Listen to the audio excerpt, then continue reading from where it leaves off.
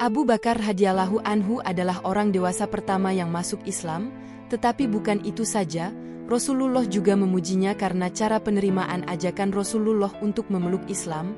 Tentang hal ini beliau bersabda, "Tiada pernah aku mengajak seseorang masuk Islam tanpa ada hambatan, tanpa mengemukakan pandangan dan alasan kecuali Abu Bakar. Ketika aku menyampaikan ajakan tersebut, dia langsung menerimanya tanpa ragu sedikitpun." Abu Bakar juga sahabat Rasulullah Shallallahu Alaihi Wasallam jauh sebelum beliau mendakwahkan Islam. Selisih usianya yang hanya terpaut 2 tahun lebih muda, dan kemuliaan budi pekerti Abu Bakar dibandingkan orang-orang Makkah saat itu, membuatnya dekat dan akrab dengan Nabi Muhammad. Bahkan Abu Bakar menjadikan Rasulullah sebagai cerminan dan teladan untuk meningkatkan kualitas dirinya. Tak heran begitu memeluk Islam, keimanan dan keteguhannya dalam menjaga agamanya tak diragukan lagi, bahkan Rasulullah sendiri pun memujinya. Beliau bersabda tentang dirinya, "Jika ditimbang keimanan Abu Bakar dengan keimanan seluruh umat, akan lebih berat keimanan Abu Bakar."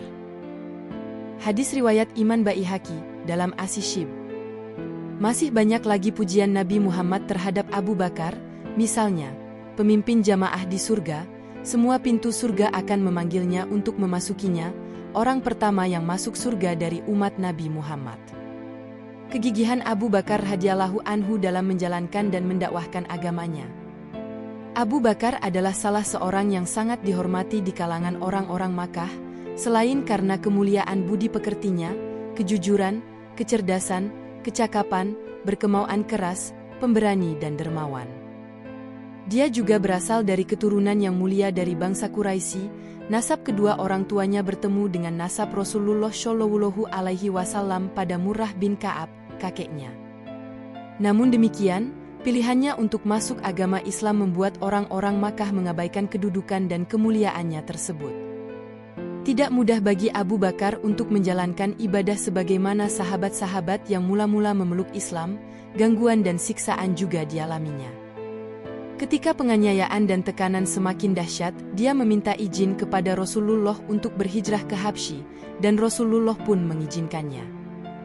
Ketika perjalanannya sampai pada tempat bernama Barkulimat, Abu Bakar bertemu dengan Ibnu Ad-Dakhnah, pemimpin suku setempat. Ketika ditanya tentang perjalanannya tersebut, Abu Bakar menjawab, "Aku dipaksa keluar dari Mekah oleh kaumku, dan aku ingin merantau di muka bumi sehingga aku dapat beribadah kepada Robku." Mendengar jawaban itu, Ibnu Ad-Dakhnah berkata, "Orang seperti engkau hai Abu Bakar, tidak boleh keluar atau dikeluarkan. Engkau selalu menolong orang yang miskin, suka bersilaturahmi, membantu orang yang sengsara dan lemah, dan menghormati tamu. Aku bersedia menjadi pelindungmu, kembalilah ke Mekah dan sembahlah Tuhanmu di negerimu." Budaya pelindung dan melindungi adalah budaya yang sangat dihormati di kalangan suku-suku Arab. Begitu seorang yang punya pengaruh menyatakan diri sebagai pelindung bagi seseorang, maka harta, darah dan kehormatan orang tersebut aman dari gangguan dan siksaan orang-orang sekitarnya. Budaya ini pula yang membantu Nabi Muhammad mendakwahkan Islam, di tengah penolakan dan permusuhan kaum kafir Quraisy Mekah karena Abu Talib menyatakan diri sebagai pelindung Rasulullah. Begitu Abu Talib meninggal, Rasulullah Shallallahu Alaihi Wasallam mengalami siksaan dan penghinaan yang tak kalah hebatnya dengan sahabat-sahabat beliau yang lain. Abu Bakar kembali ke Mekah dan Ibnu Ad-Dakhnah mengumumkan perlindungan yang diberikannya pada Abu Bakar. Dia melarang siapapun untuk mengganggu Abu Bakar. Orang-orang kafir Quraisy tak berkutik, tetapi mereka mengajukan syarat agar Abu Bakar tidak bersuara keras dalam beribadah, karena khawatir kaum wanita dan anak-anak mereka akan terganggu. Ibnu Ad-Dakhnah dan Abu Bakar menerima persyaratan itu. Abu Bakar mendirikan musyalla di depan rumahnya, dia sholat dan membaca Quran di sana. Setiap kali selesai membaca Quran, dia selalu menangis. Hal ini membuat wanita dan anak-anak orang kafir Quraisy jadi tertarik dan mulai terpengaruh dengan apa yang dilakukan Abu Bakar. Kaum kafir Quraisy pun jadi khawatir dan mengadukan ini pada Ibnu Ad-Dakhnah. Ibnu Ad-Dakhnah pun mendatangi Abu Bakar dan berkata, "Engkau telah mengetahui perjanjian dengan orang-orang Quraisy, hendaklah engkau menepati perjanjian itu, atau engkau kembalikan perlindunganku?"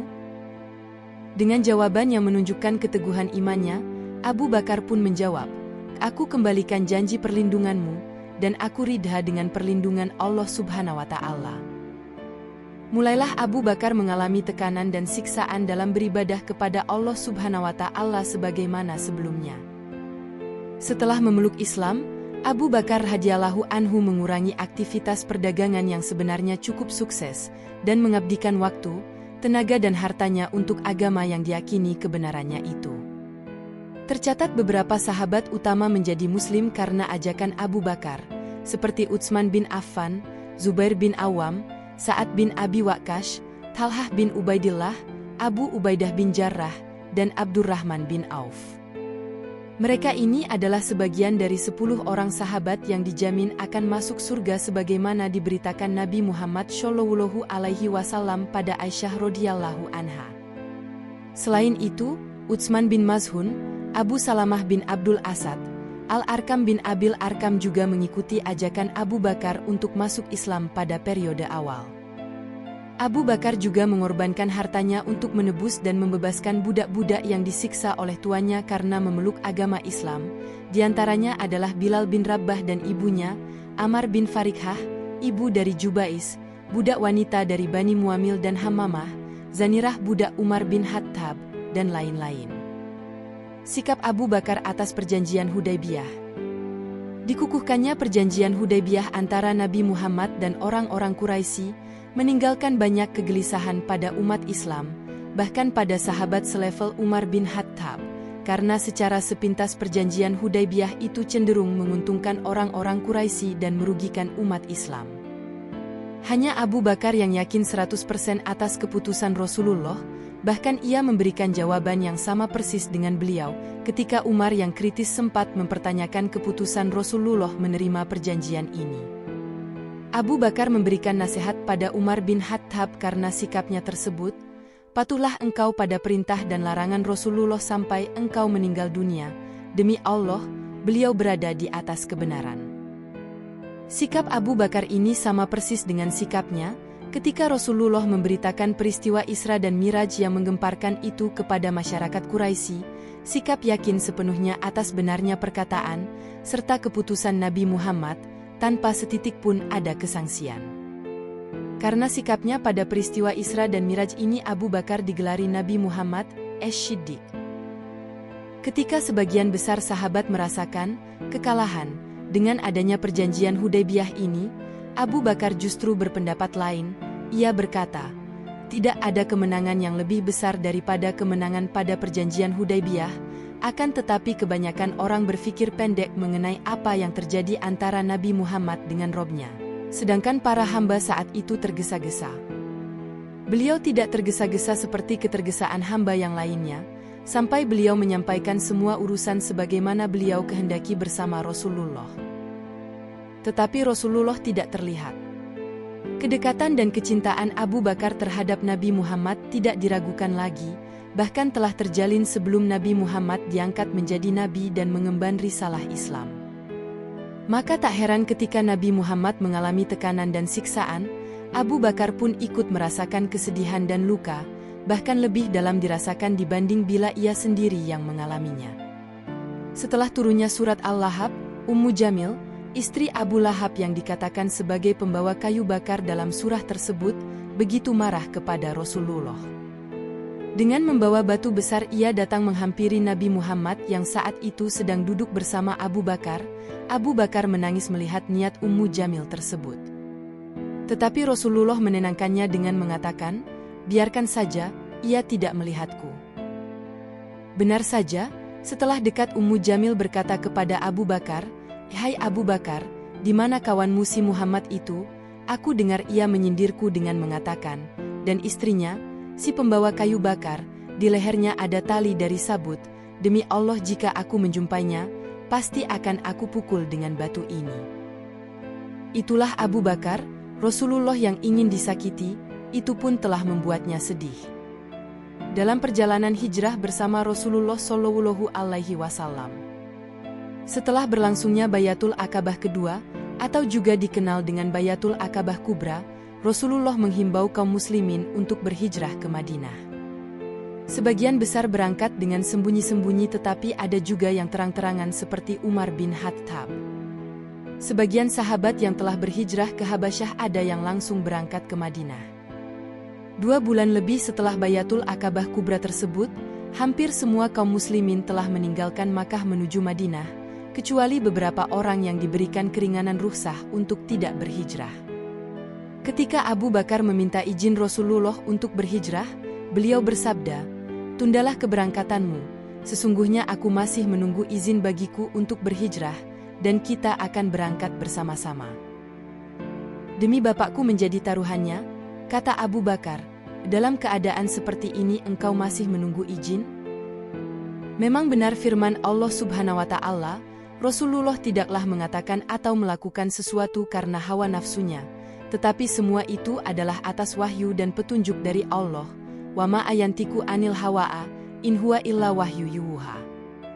Dan Abu Bakar masih harus menunggu lagi selama 4 bulan, sampai suatu pagi salah seorang pembantunya memberitahukan kepadanya, "Ini ada Rasulullah mengenakan kain penutup wajah, tidak biasanya beliau menemui kita pada saat-saat seperti ini."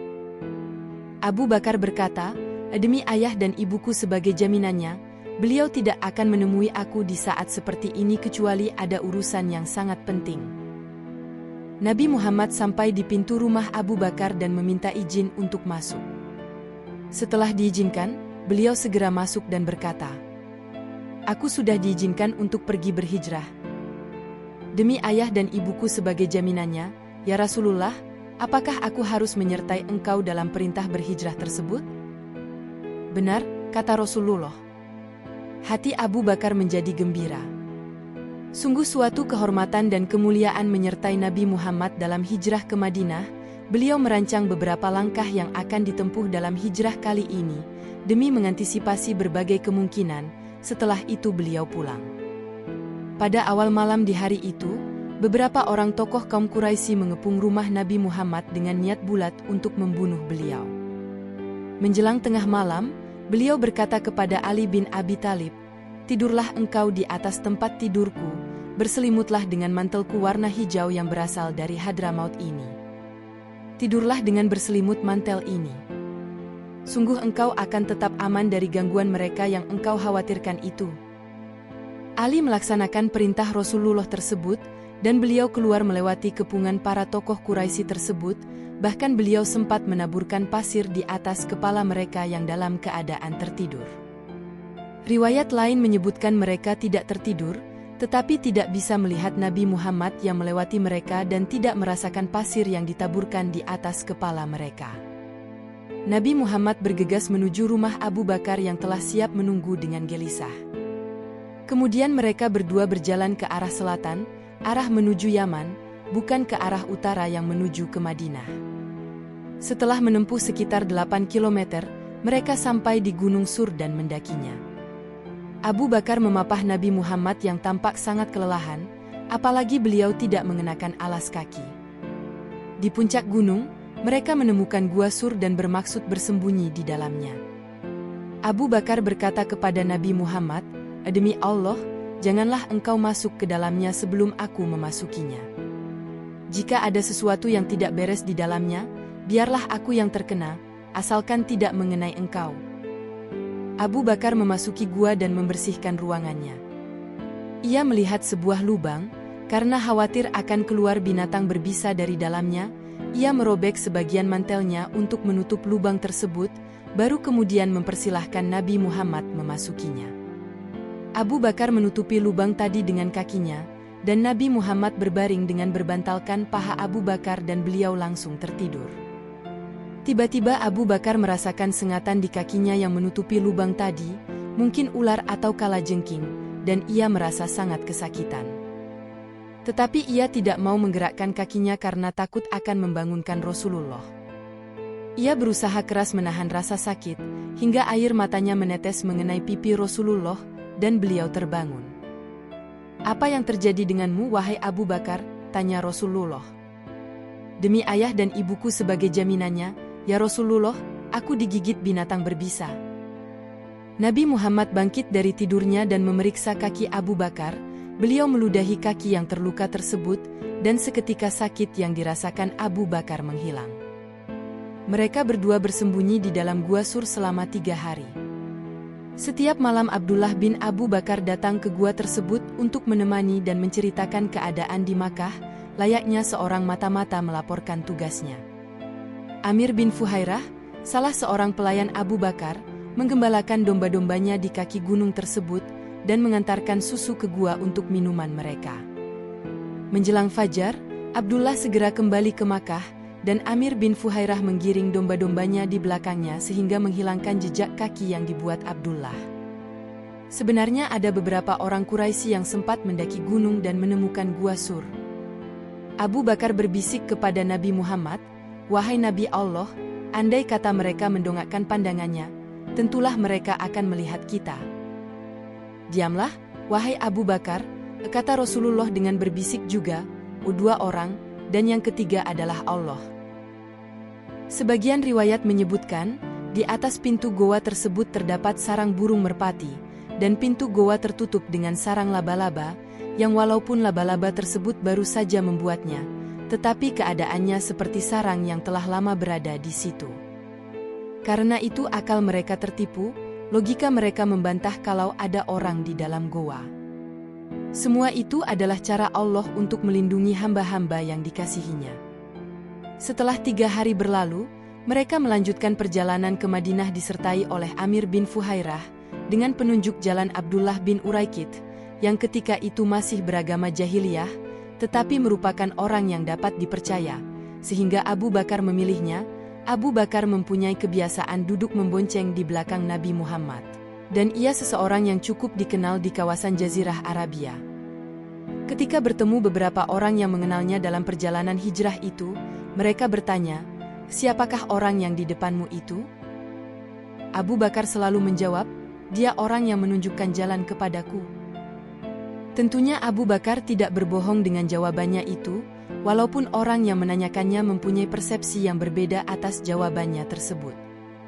Beberapa peristiwa terjadi dalam perjalanan ini, seperti pengejaran oleh Surakah bin Malik bin Jushum, beristirahat di tenda Ummu Mabad, dan lain-lainnya yang tidak perlu dijabarkan secara mendetail dalam kisah Abu Bakar ini. Yang jelas, Abu Bakar selalu mendampingi dan melindungi Nabi Muhammad dari berbagai kemungkinan yang bisa menyakiti atau mencelakakan beliau, hingga akhirnya tiba di Kuba, Madinah. Kekhawatiran Abu Bakar.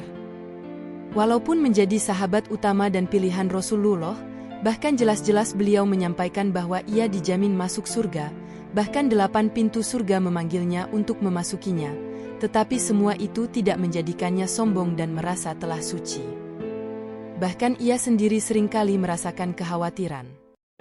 Walaupun kemuliaan dan pujian langsung diberikan oleh Rasulullah, tetapi Abu Bakar tidak secara otomatis merasa selamat di akhirat kelak, bahkan ia selalu merasa khawatir dengan nasibnya di hadapan Allah. Sering sekali ia melontarkan ungkapan yang menunjukkan kegundahan hatinya. "Alangkah baiknya jika aku ini sebatang pohon, yang kemudian ditebang dan dijadikan kayu bakar.